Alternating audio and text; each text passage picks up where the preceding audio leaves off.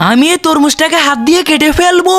এই বাবু কি করছিস কি? আমি আসছি, দাঁড়া। ঠিক আছে মা, আগে আসু। আরে বাহ, কত সুন্দর লটকন ফল ধরেছে। লটকন গুলো বাড়িতে নিয়ে যাই, বাড়িতে বসে বসে খাবো। দাঁড়া, আমি তো তরমুজটা ভালো করে কেটে দিচ্ছি। আরে ওই কাকিমণি আসছে, ও দেখলে তো আবার চাইবে, তাড়াতাড়ি লুকিয়ে পড়। মা, লুকাচ্ছ কেন?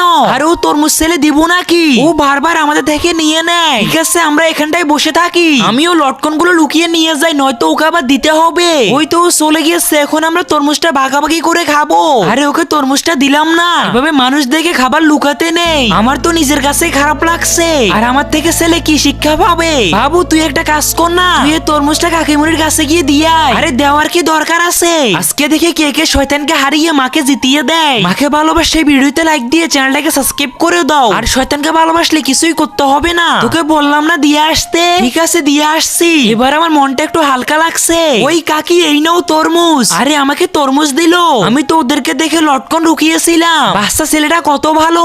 এই নাও, এই লটকন ফলগুলো তুমি খেও, আর আমি এই তরমুজটা খাবো। আমার এখন খুব ভালো লাগছে মনের ভিতরে। মা দেখো, ওই কাকিমুনিটা ফল দিয়েছে। ঠিক আছে।